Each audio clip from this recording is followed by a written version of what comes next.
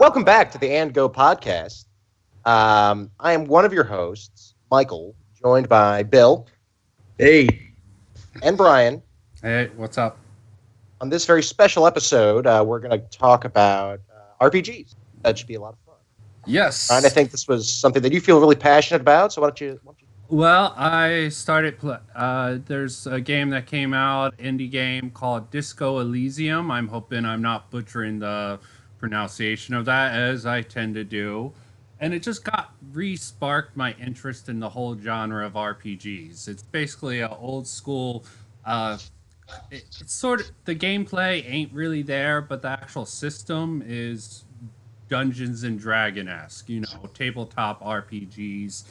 People were raving about it, so I got into it. So it got me thinking about my history with the genre, both in games and out. Remember Baldur's Gate? I do. I'm a big fan. Was that even really RPG? I mean, you had some role-playing aspects to it. There was a whole string of series like that. That's actually a great point. So it absolutely was, in terms of the combat, was like it mirrored Dungeons and Dragons. Yeah. Take an action in Dungeons and Dragons. It's really like 2 seconds or whatever, right? Yeah, I at least was a hot take on that. Bill, did you ever play that with me?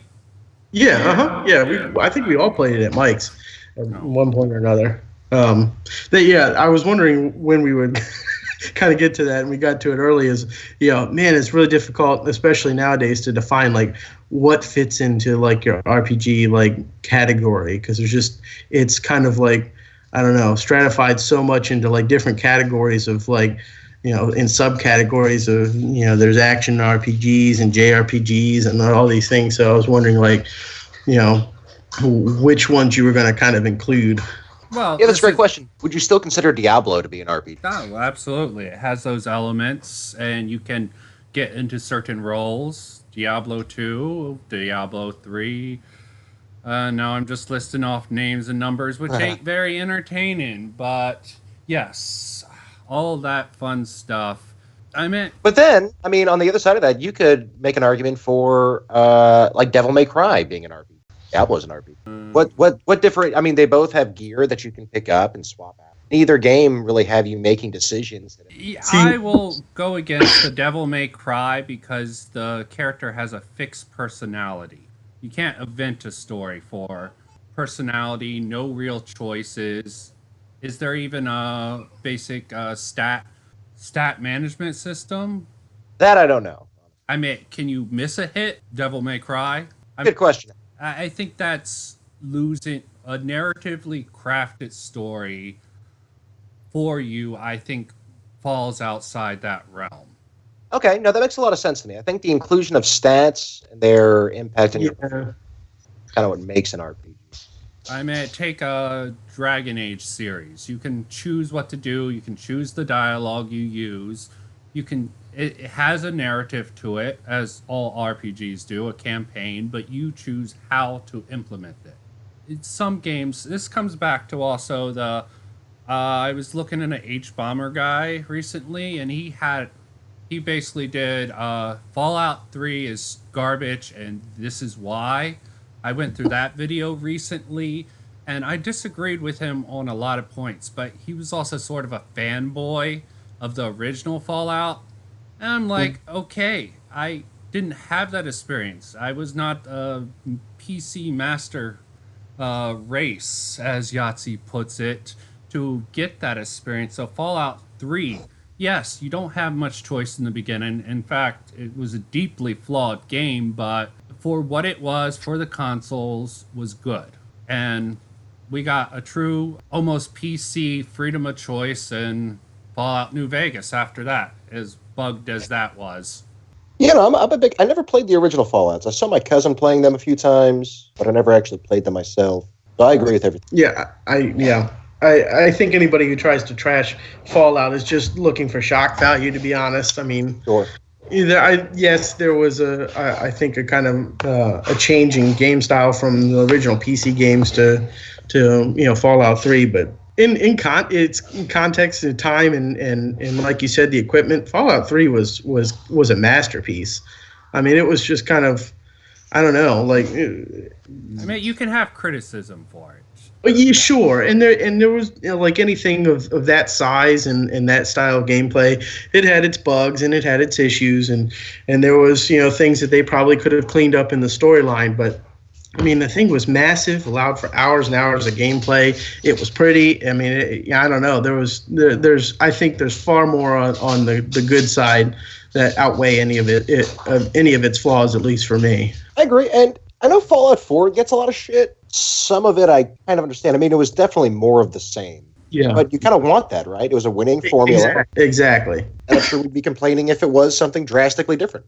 Yeah. Yeah, it was also, it's tried to merge RPGs of previous eras, the original Fallouts, and mesh it with the first-person shooter. As I said, it has flaws in the system, but when you're trying to combine something for the first time, you're gonna have some F-ups, pretty much, and that should be taken into account. But story-wise and freedom-wise, it was revolutionary for its time. Bethesda might have fallen down a fucking well with Timmy be like, oh, some shit like that now. I mean, Fallout 76 is just disappointing. Yeah.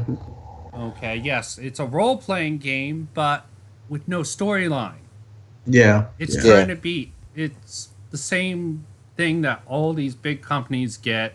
Let's just throw it online, make it an IP that people enjoy, and they'll make their own story. Doesn't always work. Not everything's going to be supposed to be role playing, not whatever Ark or PUBG. They even have a battle royale mode.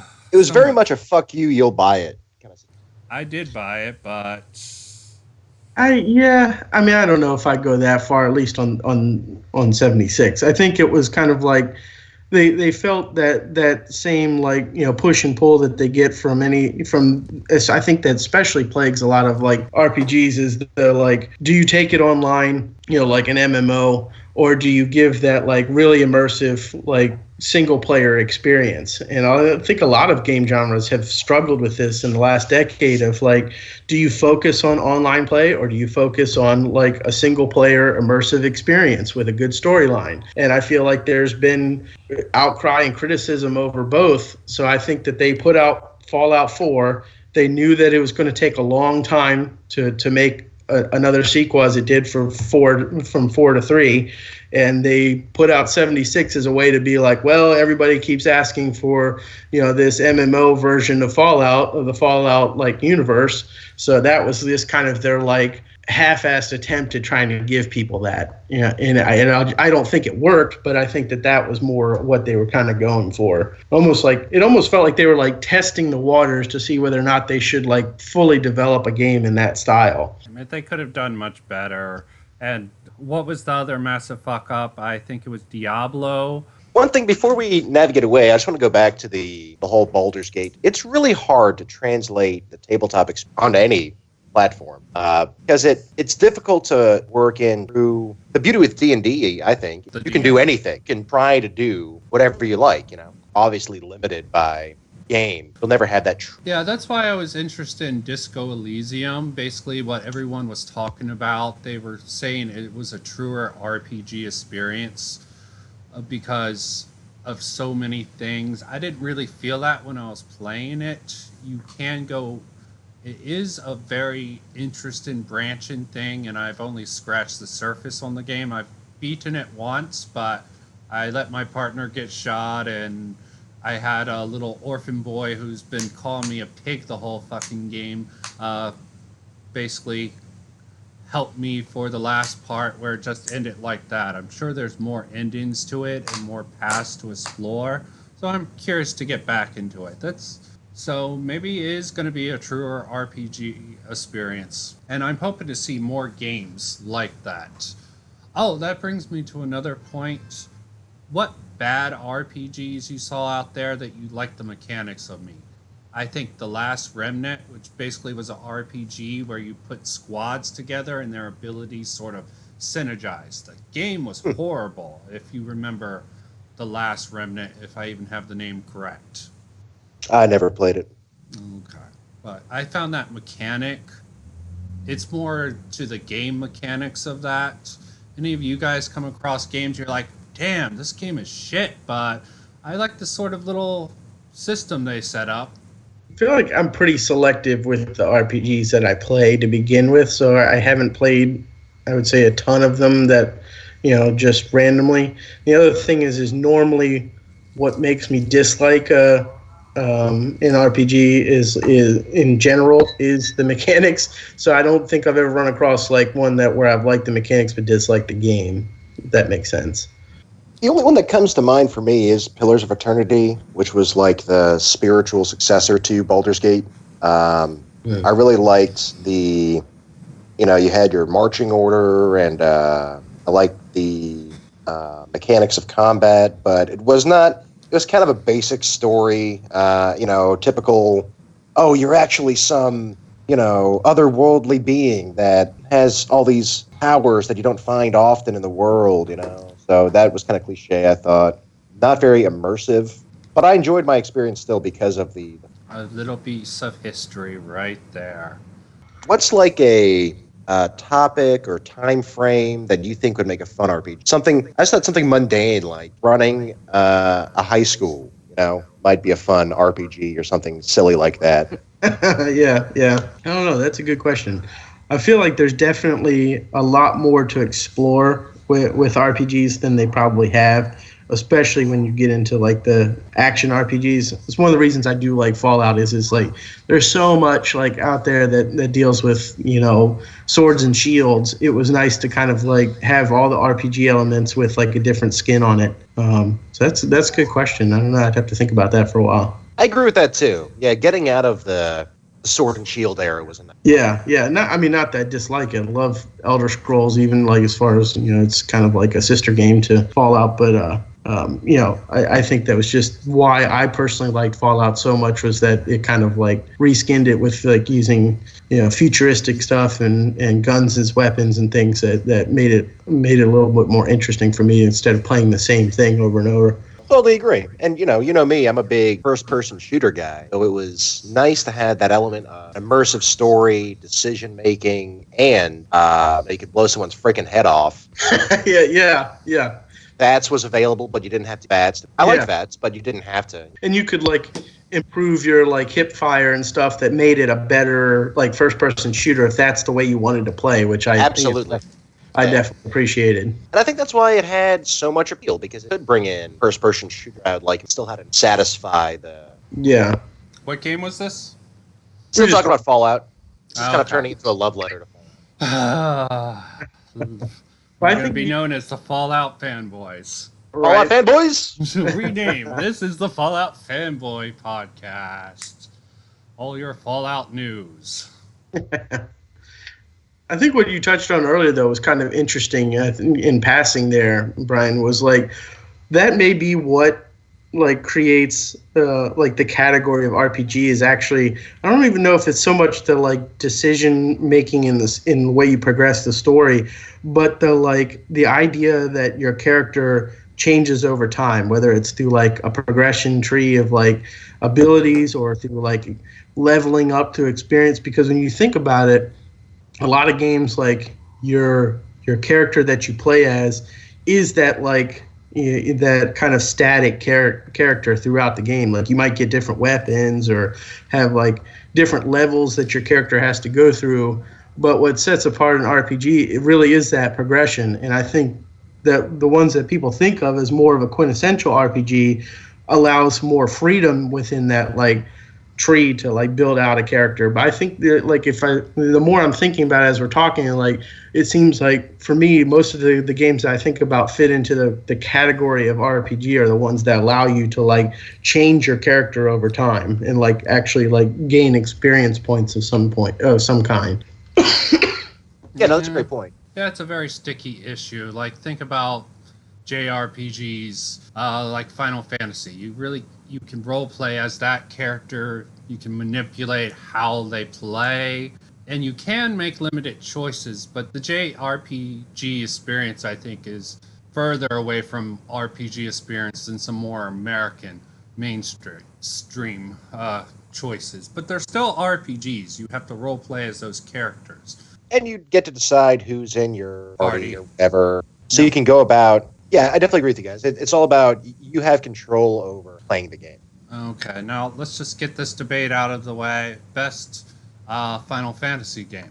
Ooh, Yeah. I've got, but nobody's going to agree with me. Okay, go. You go first.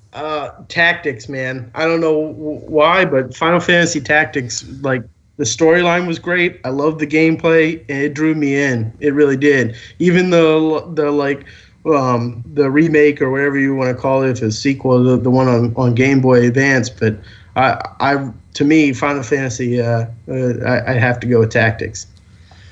I hear that a lot. I mean, I never played it myself, but I know Alex and Dave are huge Final Fantasy fans. Yeah, the Game Personally- Boy Advance one was horrible, but Tactics I can understand until you get to that broken mechanic that we found, the Monk Two Fist. Oh yeah, well that was only if you like spent hours and hours like leveling him up to where you could just like 999 punch like the rest of the way through the story. I wonder if that was the origin of. Probably not, but that would be an interesting video to do, just to play through as One Punch Man and you just do the monk. Yeah. Do the monk. Ideas for videos in the future. But I will go next. I will say Final Fantasy VIII, just because that I'm an emo squaw. The was good. Gunblade was just awesome. Okay. And also I like the system. It was the most different system that Final Fantasy ever really implemented, in my opinion. The age-old 7 versus 8, huh? Yeah, everyone, most diehard will say 6, but I can't remember if I got through 6. Everyone's like 6 is the best, or in America, I think it was 3. So Right, because the timeline is all fucked up. yeah. What about you, Mike? Well, as I've said before, really the only one I've played through was Final Fantasy X, and we were actually talking last night at the bar about Lulu and her great freaking rack. She was like one of my first adolescent video game crushes, so it's definitely put me down the path of hentai and stuff like that. If I'm being honest, but beyond Lulu and her great rack, I mean, she was like the original big titty goth girl. But I enjoyed the game. I liked Blitzball. That was really? Titus could be a little annoying, but Little? I kind of identified with his story arc. Now, after I played 10, I went back and tried to play. I think it was 9. What's the one with my little? What's the little wizard guy? The black-faced wizard BB. guy. BB, yeah. I thought BB looked so cool, but then he was kind of a punk bitch. So I love the airship thing, but I never really. Final Fantasy 15. Have you guys played that? That looked pretty good. Yeah, I have it. I played through it at least once. It was pretty good, but Boy band road trip simulator. yeah, it was unmemorable. The combat system was pretty cool. It was awesome, but the storyline, not that great.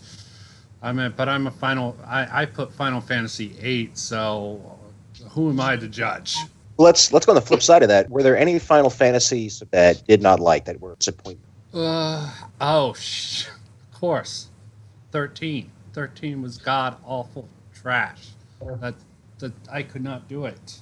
I tried. I'm like, done. There was like one hard boss but I hated the combat system before it. Just the hard boss just was like, okay, done with this game. I think it was a rental, so I'm glad I didn't buy it. Sure. It was cool aesthetically, but gameplay-wise, story-wise, nothing. I don't know why it got any popularity at all. Well, were there any Final Fantasies that you did not like, Bill? That I didn't like? Yeah. I haven't played all of them. I don't know. I kind of lost interest after probably about midway through 10, to be honest. I mean, Sure. I played a couple after that, but only in passing, to be honest.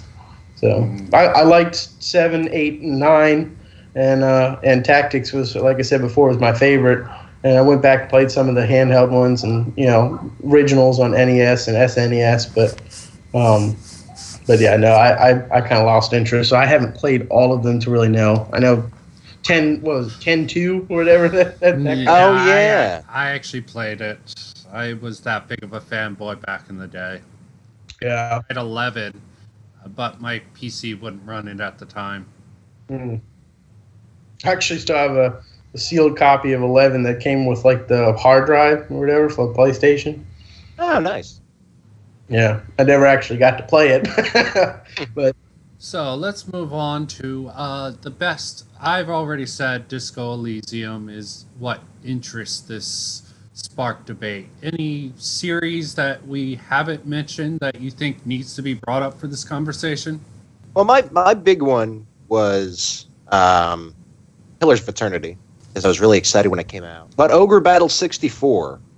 yeah, I was wondering if you're going to bring that up. Yeah, I talk about it all the time. I actually just looked it up. There are used copies are going for like $50, which is nice to see. Seriously, that the market wants the game. And that one was also a rental for me, and I only played it for a couple of days, but I just remember having a blast. And it was almost like Heroes of Might and Magic, which is another one that we could talk about, RPG-wise. You know, build your army and you go around trying to conquer different... It wasn't, super stat-intensive, but I had a blast. Sounds like a blend between RTS and RPG and yes, other letters thrown together. That's a great way of putting it. Would you consider Heroes of Might and Magic, if you guys are familiar with it, an RPG? I'm an old man, so I don't remember. I vaguely remember it. Bill? No, I don't remember it, to be honest. Okay. We'll have to look into that later because you got me interested. So if you say it is, we'll go with your judgment, Mike. You're the only one who remembers it. Well, it's classified online as a turn-based strategy. So maybe not. I think the only games I can really jump to mind that we've left out. I mean, we talked about Fallout, but of course there's also Elder Scrolls. I think we mentioned it in passing. Well, we should mention Elder Scrolls a little more because it has a long lineage. Definitely is worthy. Somewhere along the line, there's going to be an Elder Scroll game that appeals to you. For more die-hard fans, it's going to be older ones like Morrowind. And for newer fans, Skyrim was just freaking awesome. Yeah. I really like the leveling system, how you used a certain ability and it got stronger. Okay, I think more games should implement that. I think the original Borderlands had something like that with the guns, which I was disappointed to see wasn't a carryover. You figure you're getting experience with the weapon. No, I totally agree with that. Yeah. It was very disappointing they didn't continue with that. Because you're right, that was a cool element. Like you use one particular type of gun and you gain proficiency in it. That was a good way to implement that. Totally agree. It makes much more sense than using your orbs or whatever. So. Yeah, Final Fantasy, and the orbs. But I think the other one for me would probably be Knights of the Old Republic. I was wondering if someone was going to bring that up. Yeah. Yeah, we mentioned it with our Star Wars podcast earlier, but I think that's one that I would probably put in there as needs mentioning for an RPG. What about Mass Effect? Ooh. Yeah, that falls under it. Yeah. That's again kind of that action RPG, kind of crossover. Yeah. Yeah, I never played it, but I know that people rave about all the different decisions that you can make in the game. Yeah. From my understanding, Mass Effect 3. Yeah, I didn't really like the first one. I didn't actually play it. I saw you play it a few times, Bill. I'm like, But I played the second and third one, and they were pretty good action RPG games that had... I can't remember enough about them. Andromeda supposedly was a bomb. Everyone critically panned, but that's EA's fall into the abyss, which isn't going to actually hurt them financially, I don't think, anytime in the next century. It's hard to live up to that hype, man, when you're a game that's that popular. I mean, just on the ridiculous graphics on the face, the character models alone. Before I get into a bigger branching issue, I have to do a shout out to Magna Carta. I doubt anyone actually played it. It was a really weird RPG. I don't even know if it falls in it, but they basically had a weird rhythm game sort of mechanic in it. When you went for attacks, you had to do certain patterns, and they had a counter system. Like you predicted what type, like certain attacks of different elements had a pattern to it, and they had a counter system in it, which was basically guess what the enemy was going to attack you with. That's cool. It's like a parry. Yeah, what leads me into the Dark Soul discussion. Is that an RPG? Dark Souls, the whole From Software catalog of identical health stamina management games. Now, I keep meaning to go back and play Dark Souls. Do you level up your character? Really? Do you not know about Dark Souls, Bill? Please, I know help it's me here. hard. No one here? To be honest, no, I really didn't play Dark Souls either. Oh, jeez. So, how dare you? Yeah. So, can you or can you not level up your character? Yes. Then it's an RPG. I think. Yeah, see, I'm telling you that's like the criteria right there. If you can, put experience points or whatever into a particular attack or ability or health or whatever the case may be, I think that automatically qualifies it as an RPG. I disagree, but it's a moot point. We can all have our own opinion. As I said earlier, I don't think Devil May Cry fits the category of RPG. Can you level up in that game? No. Yeah, I was just kind of using that as a. Okay, you just wanted to get it into this debate because you're a big. Are you a big fan of Devil May Cry? I found the game's a little monotonous. This is why I never really got around to Bayonetta, a very similar type of game. I think aesthetically they're incredible. They somehow managed to be unique with, even though okay, here's this spiky-haired anime guy, but they and dual-wielding pistols in an adventure game is nothing new. Having sword and pistols available, nothing new, but it still felt very unique. So yeah, I am a fan of it. So here's a question that I posed when we were having our technical hiccup there. Is there anything, Brian, is there any like mundane job or profession or whatever that you think would make a cool RPG? The kind of example I used was an RPG where you're running a high school. A cool concept, but I've never really thought about it. I meant running a high school is more of a management simulator sort of genre. What would you do? Sure. You would be fighting students like in Bully or reversed. No, I have thought about this. Like when I was I thought a real world RPG would be interesting. You chose a profession. Like I was thinking, I had a camera at the time walking through Baltimore downtown. I'm like, wouldn't it be cool if you like had an RPG where you had a profession and you use the tools with you? Like you stun someone with a flash camera, or if you were a teacher, so to say, you use like speech to actually confuse, sort of like Tactics. Some of the Scry from Tactics, Final Fantasy Tactics. Mm-hmm. Like throw that into modern day setting and make a modern day RPG. That would actually be a cool mechanics. Probably because I was playing Disco Elysium and it has that sort of feel. The stats are, what were they? There's like physical strength, reaction time, intelligence. Sims. Oh, so like The Sims, but an RPG. Right? No, it would like cover a whole city or region, maybe. Yeah.